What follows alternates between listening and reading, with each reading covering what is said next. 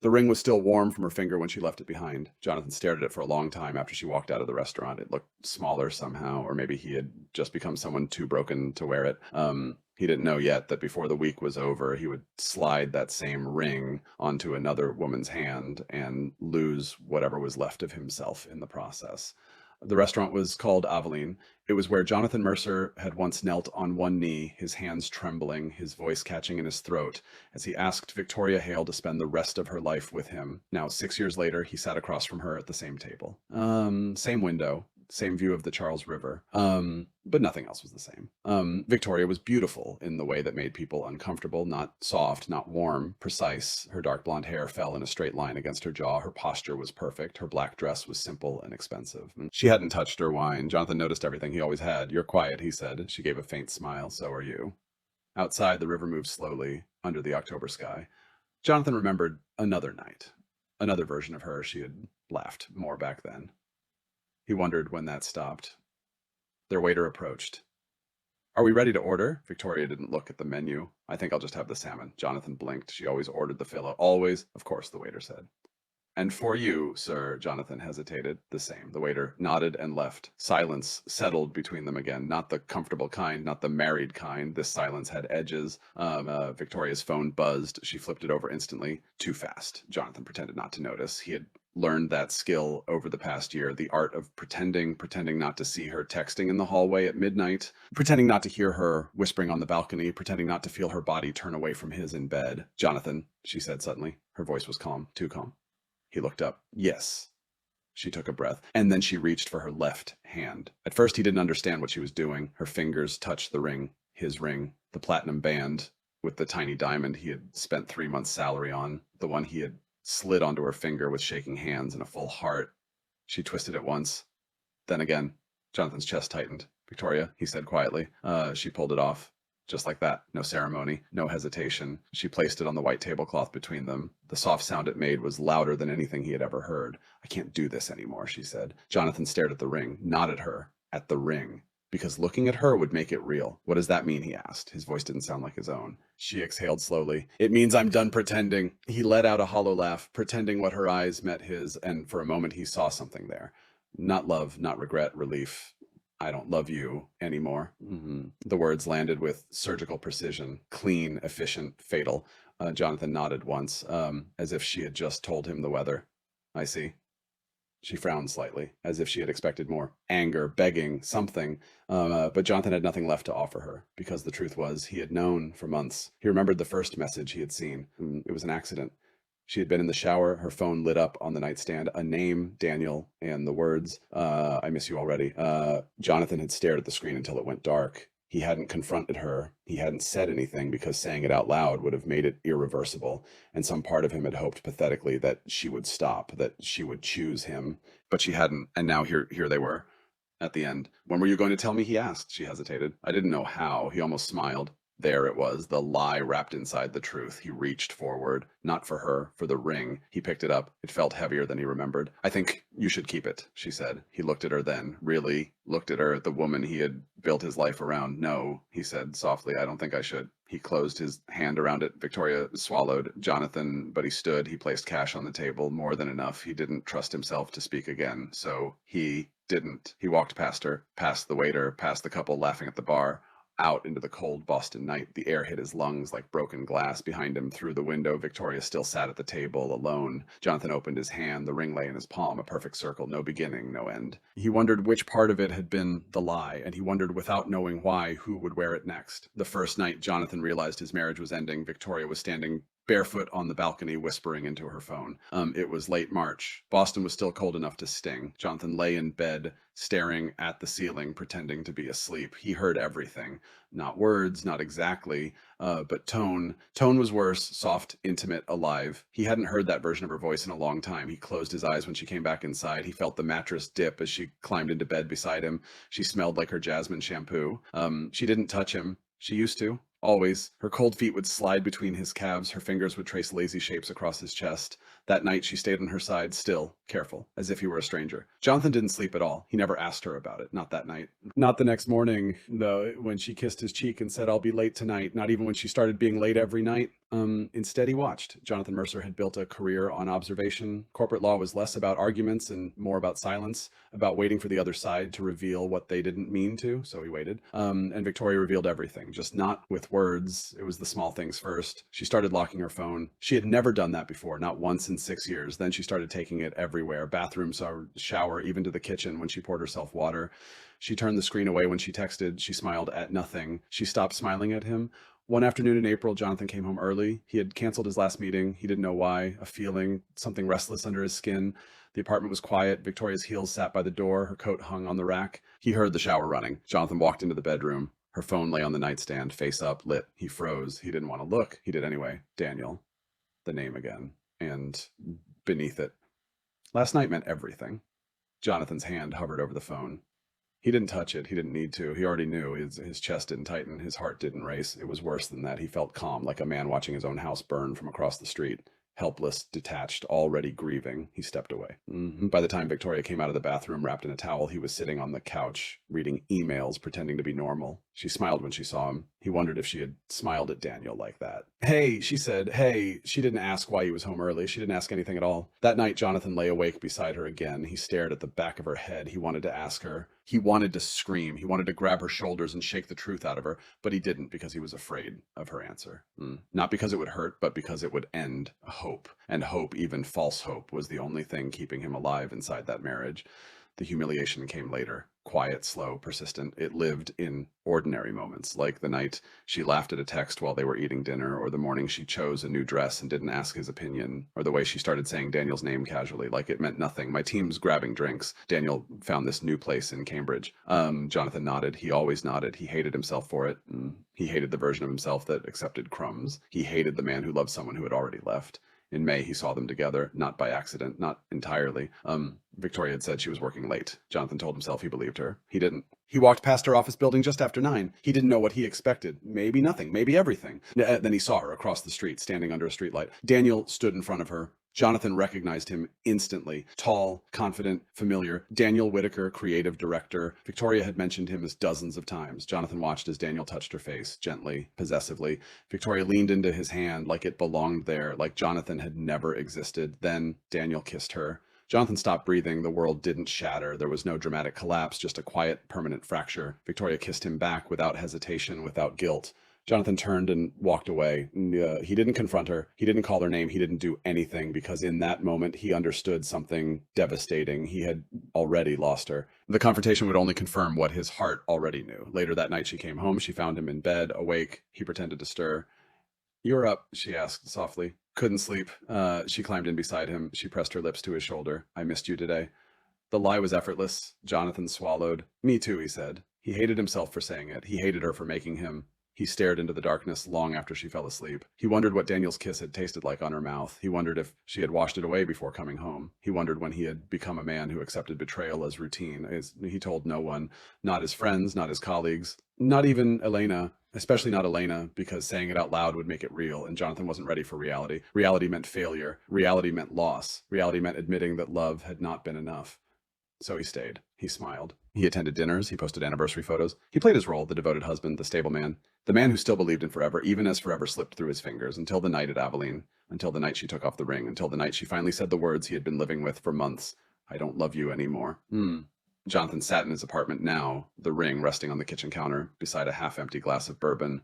The city hummed outside the window, indifferent, unchanged. He picked up the ring again, turned it between his fingers. He thought of Daniel, of Victoria, of himself. He realized something then. Victoria hadn't broken him that night. She had broken him slowly, piece by piece, lie by lie, silence by silence, and the worst part was he had helped her do it by saying nothing, by pretending not to see, by loving her more than he loved himself. Jonathan closed his eyes. For the first time in months, there was no hope left, only truth. And truth was colder than anything he had ever known. His phone buzzed on the counter. He frowned. He rarely got messages this late. He picked it up. One name, Elena, Victoria's best friend. The message was simple. "Elena, Victoria told me. I'm so sorry." Jonathan stared at the screen. He didn't reply, not yet, but something had begun. Something quiet, something dangerous. Something neither of them understood. Not yet. Elena Carter had always hated being in the middle of other people's marriages. It made her feel like a mirror no one wanted to look into. She sat at her kitchen table the night Victoria told her everything, her fingers wrapped around a mug of tea that had long since gone cold. Victoria hadn't cried. That was the part Elena couldn't forget. I told him tonight, Victoria had said. Elena leaned against the counter, told him what Victoria hesitated, then, simply, that I don't love him anymore. The words hung in the air between them, like smoke. Elena waited. There was more. There was always more. Victoria walked to the window, folding her arms. He just sat there. Elena frowned. What do you mean he didn't yell? He didn't argue. He didn't even look surprised. Victoria laughed softly. It wasn't humor. It was discomfort. It was like he already knew. Elena looked down into her tea. He did, she thought, because you didn't try very hard to hide it, but she didn't say that.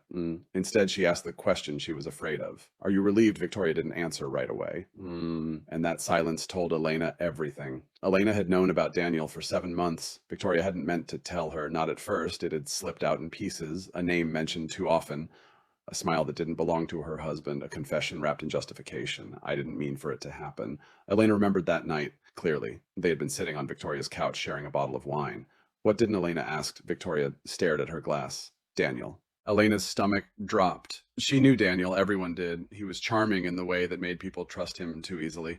What about him? Elena asked carefully. Victoria's voice had been almost defensive. He makes me feel alive. Elena closed her eyes now, remembering the shame she felt in that moment. Not because Victoria was cheating, but because Elena hadn't stopped her. She hadn't told her it was wrong. She hadn't told Jonathan. She had simply listened, and in listening, she had become part of it. Elena's phone buzzed in her hand now. Jonathan. She stared at his name on the screen. He had replied just 2 words. Jonathan, can we talk? Her heart began to pound. She didn't know why. Maybe because Jonathan Mercer had never needed her before. Not like this. Not alone. She typed back before she could overthink it. Elena. Yes. They met the next afternoon. A small cafe on Tremont Street. Neutral ground. Elena arrived first. She chose a table near the window. Her hands wouldn't stop fidgeting. When Jonathan walked in, she barely recognized him. He looked the same dark coat, same straight posture, same careful composure, but something behind his eyes had changed. Something hollow. He saw her and gave a small nod. No smile. He sat across from her. Hi, she said softly. Hi. Silence settled between them. Elena realized she had never been alone with him like this before. Not really. There had always been Victoria, between them, around them, holding everything together until she hadn't. I'm sorry, Elena said, finally. Jonathan looked at her. For what the question caught her off guard, she swallowed. For everything. He studied her face as if searching for something. Did you know? He asked quietly. Her breath caught. There it was. The question she had been dreading. She could lie. It would be easy. It would protect her. It would protect Victoria, but she was so tired of protecting people. Elena nodded. Yes. Jonathan didn't react, not outwardly, but she saw it. The confirmation of a wound he had already accepted. How long? Since March. He looked down at his hands. He didn't seem angry. He seemed tired. Why didn't you tell me? The question wasn't accusatory. It was broken. Elena felt tears sting her eyes. I didn't think it was my place. Jonathan let out a hollow laugh. No, he said. It wasn't, but there was something in his voice, something that said he wished she had anyway. They sat in silence again, 2 witnesses to the same tragedy, just from different sides. I saw them, Jonathan said suddenly. Elena froze. When May. His voice was calm, too calm, outside her office. Elena closed her eyes. I'm sorry. He shrugged slightly. I think that was the moment she stopped being my wife. The words made Elena's chest ache. Not because they were dramatic, but because they weren't. They were simple, true, final. I don't hate her, Jonathan said. Elena blinked. You don't, he shook his head. No, he paused. I hate myself. Elena leaned forward. Jonathan, I stayed, he said. I knew, and I stayed. His voice cracked just slightly. The first crack. I kept loving someone who had already left. Elena's hand moved before she could stop herself. She placed it over his. He flinched, not away, just surprised. Her touch was warm, steady. I'm sorry you went through that alone, she said. Jonathan looked at her hand on his, then at her face. He didn't pull away. You're the first person who said that. The words settled between them. Heavy, intimate, dangerous. Elena realized then how close they were sitting, how easy it would be to cross a line. She withdrew her hand quickly. Jonathan looked down. Something unspoken passed between them. Regret, relief, need. I should have told you, she said. Yes, he agreed, softly. But there was no accusation. Only truth. They finished their coffee slowly, talking about small things, safe things, work, the weather, anything but Victoria, but she was there in every silence, in every glance, in every breath. When they stood to leave, Jonathan hesitated. Thank you, he said, for being honest. Elena nodded. It was the least you deserved. He studied her face for a moment longer, as if memorizing it. Then he left. Elena watched him walk away. She told herself it was over, that this was closure, that she had done the right thing. But deep down, she knew the truth. She had crossed a line the moment she kept Victoria's secret. And now, standing there alone, she felt something else. Not just guilt, not just sadness, something worse. She understood him. and understanding was the most dangerous intimacy of all. That night, Elena sat on her couch staring at her phone. She shouldn't text him, she knew that, but loneliness had its own gravity. Her fingers moved anyway. Elena, you don't have to go through this alone anymore. So she stared at the message after sending it, her heart racing. 3 dots appeared, then disappeared, then appeared again. Finally, Jonathan, neither do you. Elena closed her eyes, and for the first time since Victoria's confession, she felt the full weight of what was happening. She hadn't just witnessed the end of a marriage, she had stepped into its ruins. The invitation arrived on a Tuesday, a simple notification on Elena's phone while she was standing in line at Whole Foods holding a basket filled with things she didn't remember choosing. Megan Porter's 40th birthday, Saturday, 7 p.m. Formal. Elena stared at it longer than necessary. Megan was one of those friends who existed in clusters. Her life was made of dinner parties, charity galas, group vacations to places with curated sunsets. Victoria Vodka and Jonathan had always been part of that constellation. Elena had too.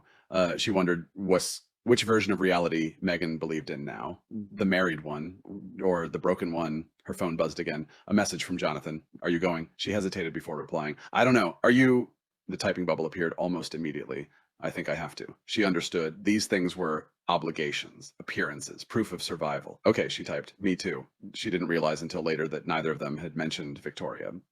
Saturday night arrived with cold rain that turned the city streets into mirrors. Elena stood in front of her bedroom mirror, adjusting an earring for the 3rd time. She had chosen a navy dress. Elegant, safe, not the kind of dress that made statements. Her phone lit up on the dresser. Jonathan, I'm here. Her stomach tightened. I'll be there in 10.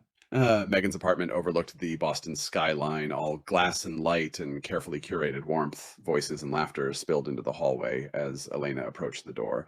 She paused. For a moment, she considered turning around, but then the door opened. Megan stood there radiant and flushed from champagne and attention. Elena, she exclaimed, pulling her into a hug. You made it. Elena smiled. Happy birthday. Megan pulled back, studying her, then more quietly. I'm glad you're here. There was something in her tone. Awareness, sympathy. News traveled fast in their world. Elena stepped inside. Music hummed softly in the background. People stood in small groups holding drinks, performing happiness. And then she saw him. Jonathan stood near the windows, a glass of whiskey in his hand. He wore a dark suit, no tie. His posture was relaxed, but his eyes found hers instantly and held. He didn't smile. Neither did she. But something passed between them. Recognition, permission. He walked toward her, each step measured, intentional. Elena? Her name sounded different in his voice now, closer. Hi. He gestured toward the bar. Can I get you something? She nodded. Wine, please. He returned a moment later, handing her a glass. Their fingers brushed. Neither of them commented. They stood side by side, watching the party like outsiders observing a life they no longer belonged to. She's not here, Elena said quietly. Jonathan shook his head. No, he didn't say Victoria's name. He didn't have to. Elena sipped her wine. It tasted like nothing. Do you regret coming? She asked. Jonathan considered the question. No, he said finally. Do you? She looked at him. No, they stayed like that together, separate, alone in the same space. It happened slowly, almost invisibly. 1 drink became 2, 2 became 3. The sharp edges of grief softened. Laughter came easier, not real laughter, but close enough. At some point, Megan hugged Jonathan. I'm sorry, she whispered. He nodded. He had become fluent in receiving sympathy. Later, Elena found him on the balcony. Rain tapped softly against the glass railing. The city stretched endlessly beyond them. You okay? She asked. He didn't turn around. No, he said honestly. She stepped beside him. They stood shoulder to shoulder, close enough to feel each other's warmth, far enough to pretend it meant nothing. Jonathan reached into his coat pocket. His fingers closed around something familiar. He hadn't planned to bring it, but he had. He pulled out the ring, Victoria's ring. It caught the light from inside the apartment. Oh, cold, perfect, meaningless. Elena's breath caught.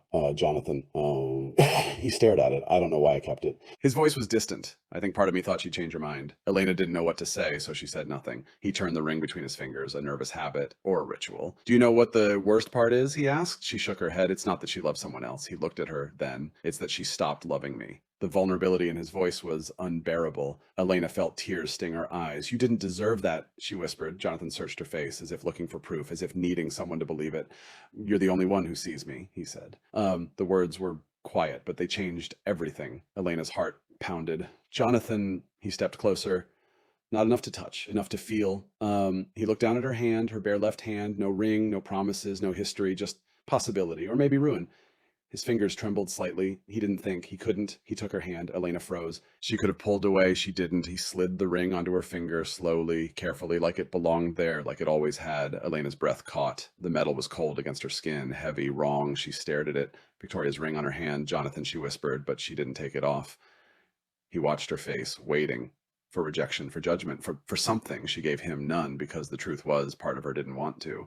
The moment stretched, fragile, irreversible. Inside, the party continued. People laughed, glasses clinked, life went on. But out there on that balcony, something seismic had shifted, not loudly, not violently, quietly, permanently. Jonathan exhaled. I'm sorry, he said, but he didn't reach for the ring. Elena shook her head. She didn't know what she was forgiving, him, herself, or the part of her that had wanted this. She looked down at the ring again. It fit perfectly. That was the most terrifying part. Jonathan's hand was still holding hers, warm, steady, needing. And Elena held on. Later, when she got home, she stood in her dark apartment staring at her reflection. The ring gleamed under the soft light.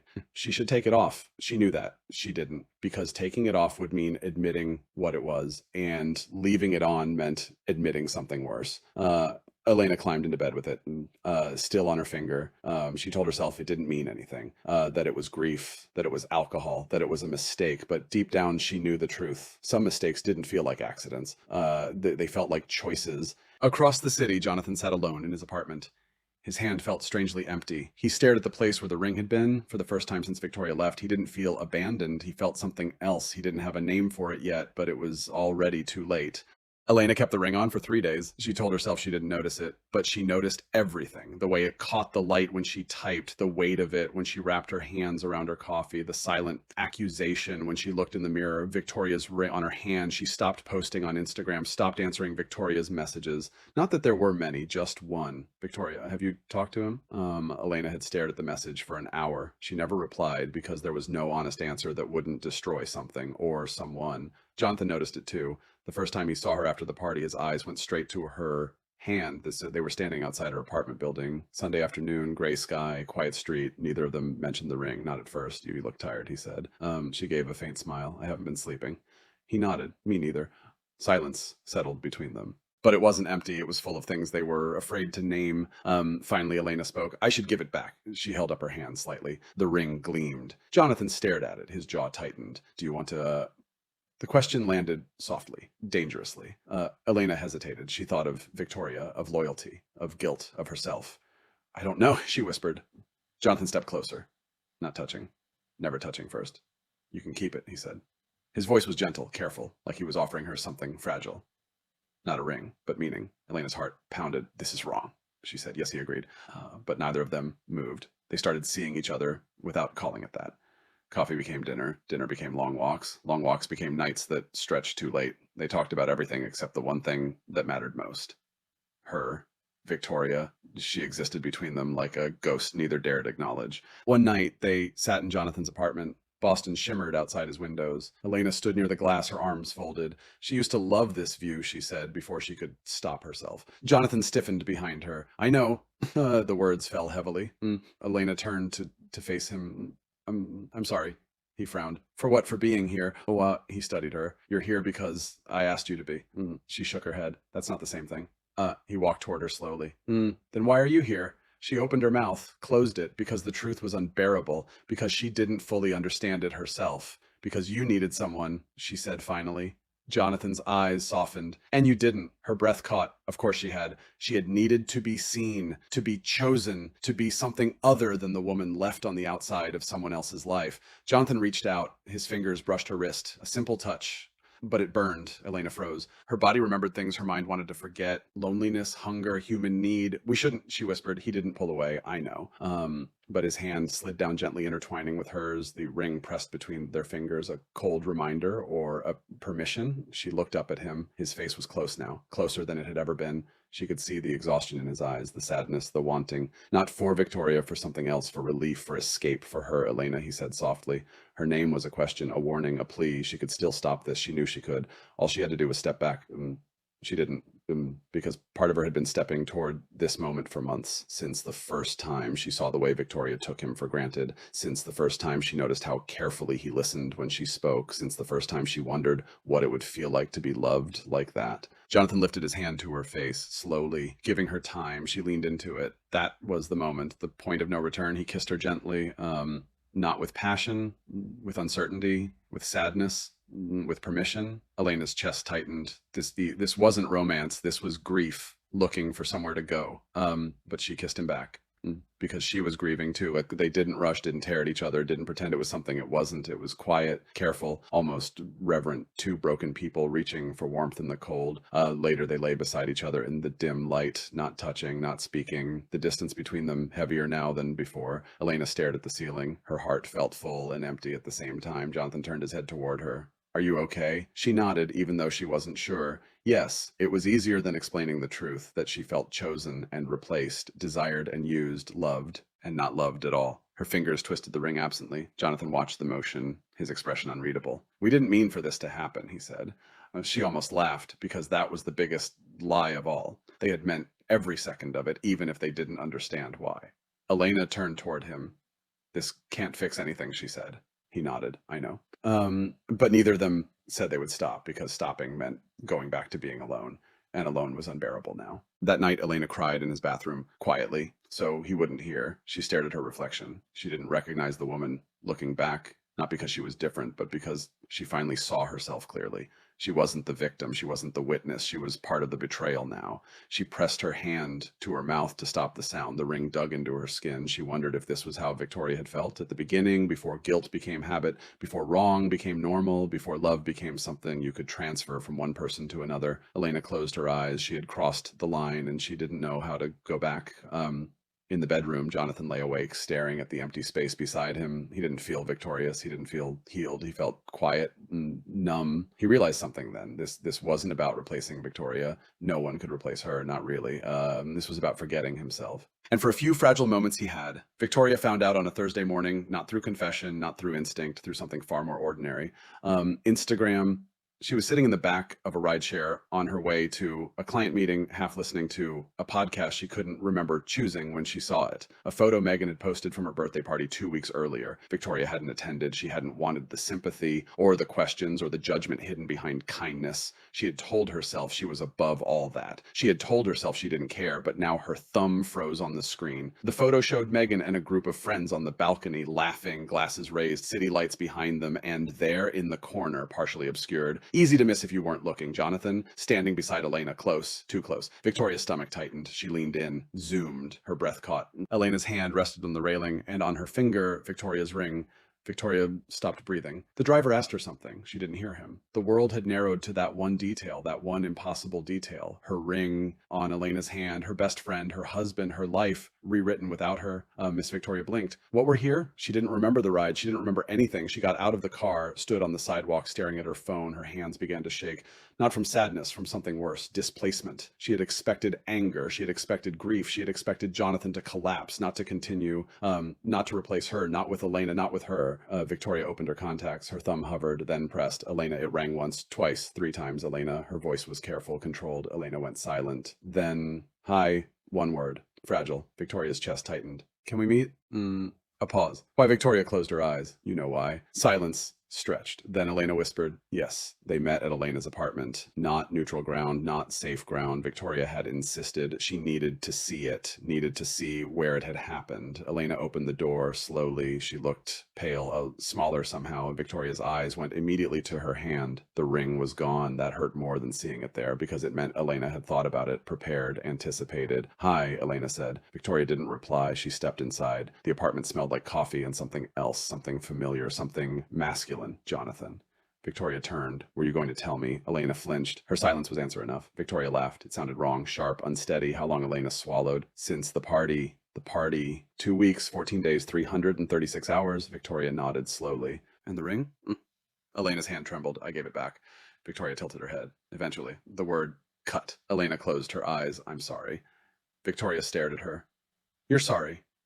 She repeated it like she was testing its weight, its meaning, its uselessness. You knew, Victoria said, not a question. A fact, Elena nodded. Yes, Victoria felt something inside her crack. You knew about Daniel? Another nod, yes. Victoria's voice rose. And you said nothing? I didn't know how. Victoria laughed again. That didn't stop you this time. Elena's face crumpled. Victoria held up her hand, her bare hand. The absence of the ring screamed between them. You don't get to say my name like that. Silence filled the room, heavy, suffocating. Victoria's voice dropped, quieter now, more dangerous. Was he thinking about me? Elena blinked. What when he touched you? Victoria stepped closer. When he kissed you. Each word landed like a slap. Was I there? Elena's eyes filled with tears. I don't know. The honesty was unbearable. Victoria nodded slowly. That's worse. They stood there. Two women. Two betrayers. Two betrayed. Victoria spoke again. I loved him. Elena whispered. I know. Victoria's voice broke. He was my home. Elena couldn't breathe. And you, Victoria said, her voice trembling, you lived inside it. The accusation was devastating because it was true. Victoria looked around the apartment again. I thought what I did was unforgivable. She laughed softly.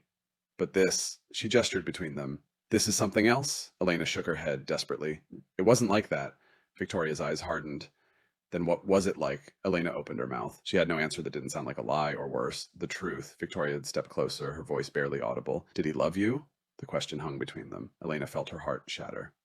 I don't know, Victoria nodded. Tears filled her eyes now, not falling, just existing. He never looked at me the way he looked at you? Elena froze. Victoria laughed bitterly. Do you know when I realized my marriage was over? She didn't wait for an answer. It wasn't when he found out about Daniel. Her voice cracked. It was when he stopped fighting for me. Elena felt the weight of those words settle into her bones. Victoria wiped her eyes, composed herself. She had always been good at that, at surviving, at pretending. I hope he was worth it, Victoria said. Elena whispered. He wasn't supposed to be. Victoria nodded. That's the problem. She turned toward the door, then stopped. Without looking back, she said, you didn't just take my husband. Her voice broke. You took the only person who ever loved me when I didn't deserve it.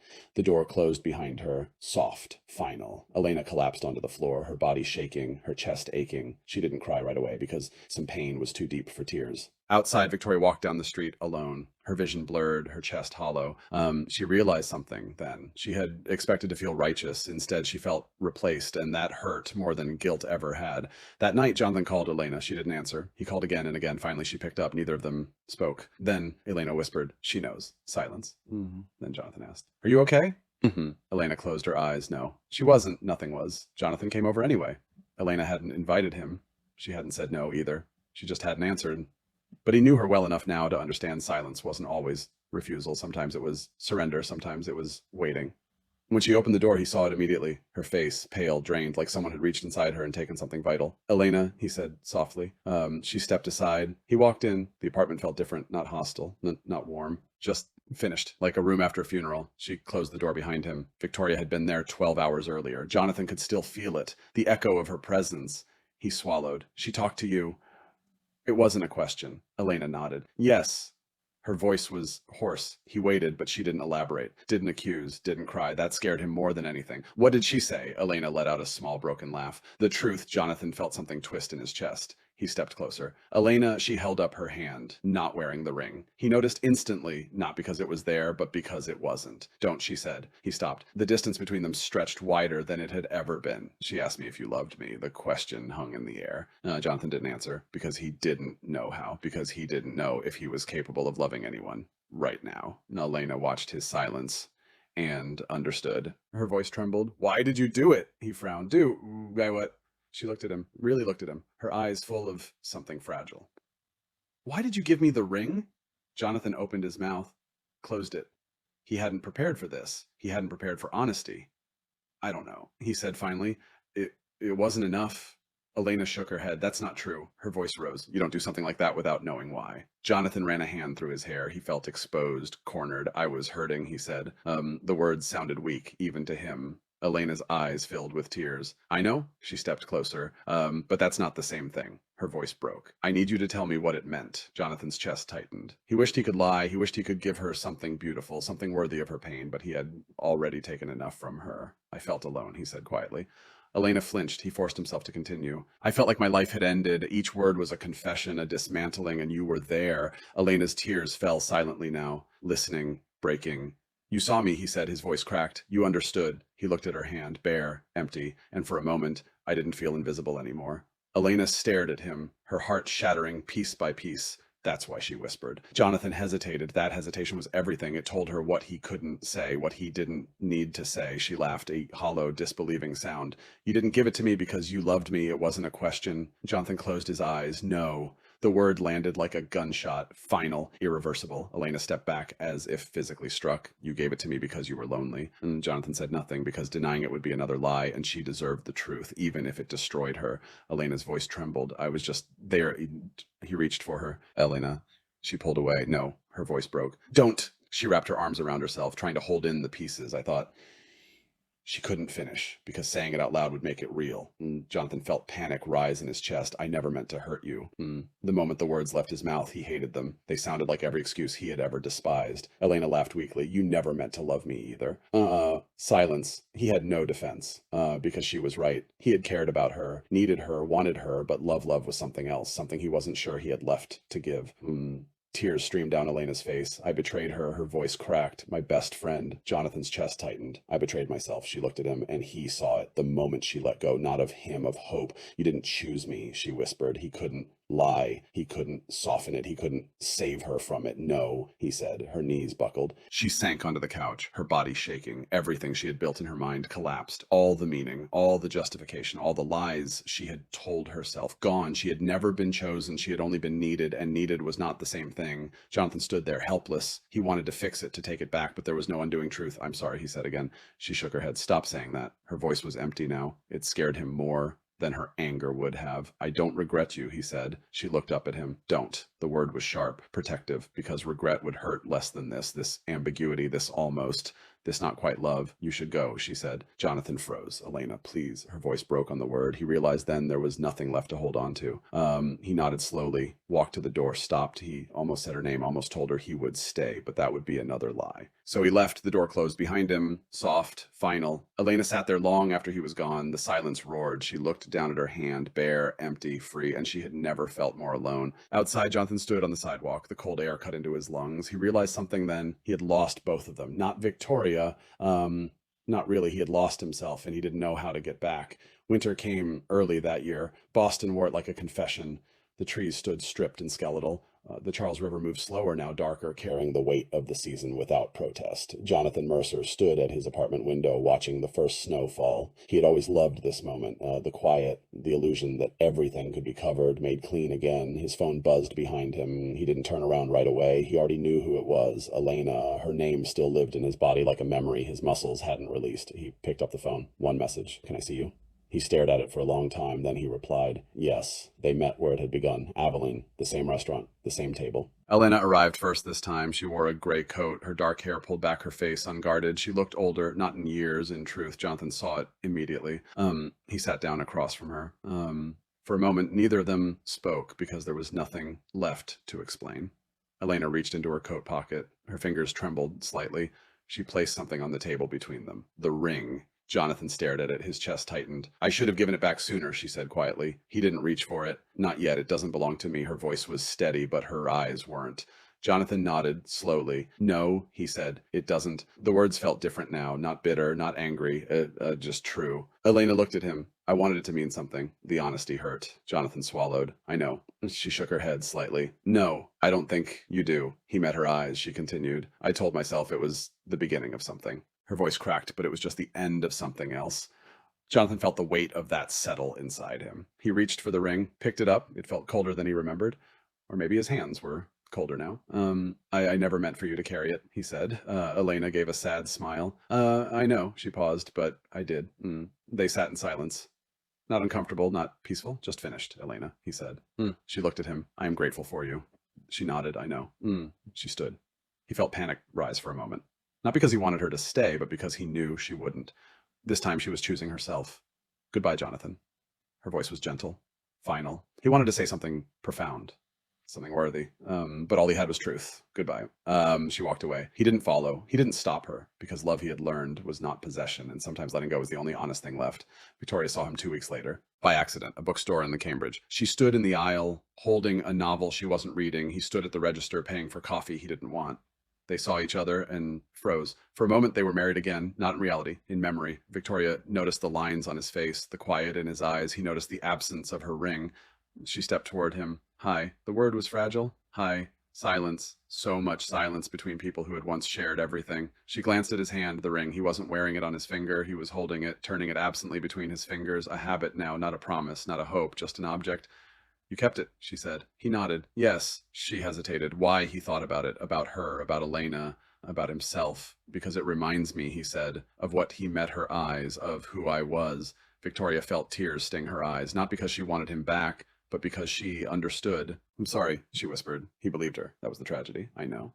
She nodded. They stood there a moment longer. Two people who had once been everything, now strangers with shared history. Goodbye, Jonathan. Goodbye, Victoria. She walked away. He didn't stop her. Spring came eventually. It always did. Elena moved to Chicago. She didn't tell Victoria. She didn't tell Jonathan. She left quietly, like someone closing a door without slamming it. Victoria stayed in Boston. She cut her hair, changed jobs, learned how to live without being loved. Jonathan remained in the same apartment with the same view. But he was not the same man. Some nights he took the ring out of his drawer, held it in his palm, not with longing, not with regret, with understanding. It had never been about the medal. It had been about the promise and the breaking of it. He never wore it again because it didn't belong to his future. It belonged to his past. To the man who had loved without limits, to the man who had lost himself trying to keep someone else, to the man he would never be again. One evening he stood by the Charles River. The sun dipped low.